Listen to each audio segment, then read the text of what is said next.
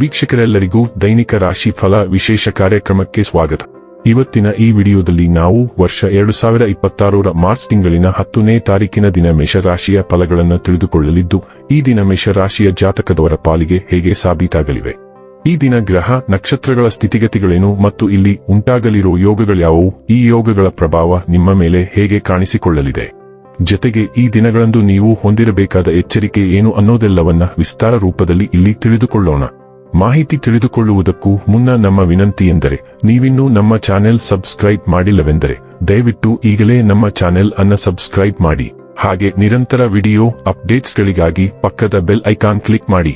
ವಂಶ ಪಾರಂಪರ್ಯ ಜ್ಯೋತಿಷ್ಯರು ನಂಬರ್ 1 ವಶೀಕರಣ ಸ್ಪೆಷಲಿಸ್ಟ್. ವೃತ್ತಿ, ಉದ್ಯೋಗ, ಮದುವೆ, ಹಣಕಾಸಿನ ಸಮಸ್ಯೆ, ವ್ಯಾಪಾರ, ಆರೋಗ್ಯ ಸಮಸ್ಯೆಗಳಿಗೆ ಫೋನಿನ ಮೂಲಕ ಪರಿಹಾರ. ಇಂದೇ ಕರೆ ಮಾಡಿ. ವೀಕ್ಷಕರೇ, ಈ ದಿನವು ಮಂಗಳವಾರದ ದಿನವಾಗಿರಲಿದ್ದೆ.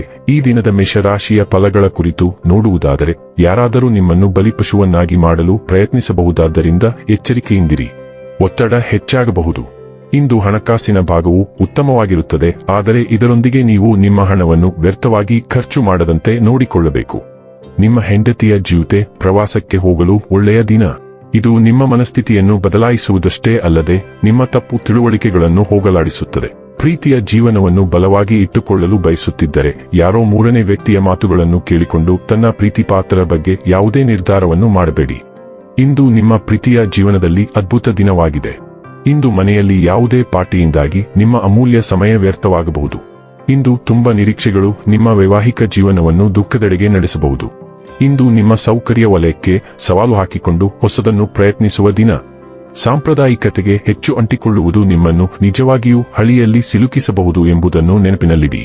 ಇದು ಕೇವಲ ಚಲನೆಗಳ ಮೂಲಕ ಹೋಗುವುದಕ್ಕಿಂತ ನಿಮ್ಮ ಜೀವನವನ್ನು ನಿಜವಾಗಿಯೂ ಬದುಕುವ ಅರ್ಥವನ್ನು ನೀಡುತ್ತದೆ.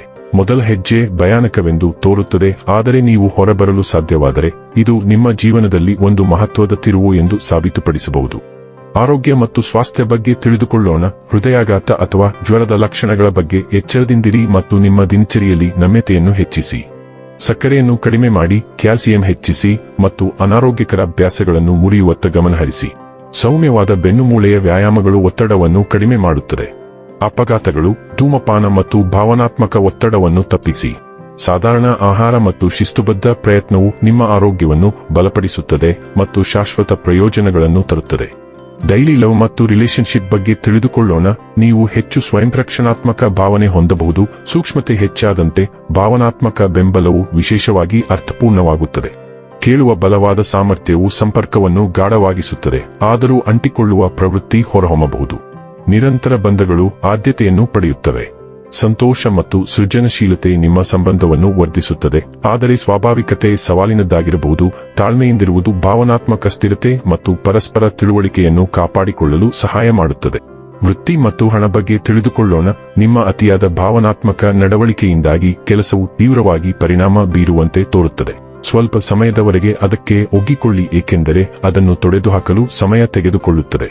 ನಿಮ್ಮ ಸುತ್ತಮುತ್ತಲಿನ ಜನರ ಬಗ್ಗೆ ಸಹಾನುಭೂತಿ ಹೊಂದುವ ಮೂಲಕ ನಿಮ್ಮ ಈ ಸೂಕ್ಷ್ಮತೆಯನ್ನು ನಿಮ್ಮ ಅನುಕೂಲಕ್ಕೆ ಬಳಸಿಕೊಳ್ಳಲು ಪ್ರಯತ್ನಿಸಿ. ಬಿಡುವಿನ ವೇಳೆಯಲ್ಲಿ ಹೂಡಿಕೆಗೆ ಯೋಗ್ಯವಾದ ರಿಯಲ್ ಎಸ್ಟೇಟ್ ಆಸ್ತಿಗಳನ್ನು ನೋಡಿ. ಇನ್ನು ಕೊನೆಯದಾಗಿ ಈ ದಿನ ಮಾಡಿಕೊಳ್ಳಬೇಕಾದ ಉಪಾಯಗಳ ಕುರಿತು ನೋಡುವುದಾದರೆ, ನಿಮ್ಮ ಆಹಾರದಲ್ಲಿನ ಸ್ವಲ್ಪ ಭಾಗವನ್ನು ಹಸುವಿಗೆ ಆರೋಗ್ಯ ಉತ್ತಮವಾಗಿರುತ್ತದೆ. ವೀಕ್ಷಕರೇ, ಇದಾಗಿತ್ತು ಮೇಷರಾಶಿಯ ಜಾತಕದವರ ದೈನಿಕ ರಾಶಿ ಫಲದ ಮಾಹಿತಿ ಇಷ್ಟವಾದರೆ ವಿಡಿಯೋವನ್ನು ಲೈಕ್ ಮತ್ತು ಶೇರ್ ಮಾಡಿ. ಹಾಗೆ ಚಾನೆಲ್ ಸಬ್ಸ್ಕ್ರೈಬ್ ಮಾಡುವುದರ ಜೊತೆಗೆ ನಿರಂತರ ವಿಡಿಯೋ ಅಪ್ಡೇಟ್ಸ್ಗಳಿಗಾಗಿ ಪಕ್ಕದ ಬೆಲ್ ಐಕಾನ್ ಕ್ಲಿಕ್ ಮಾಡಿ.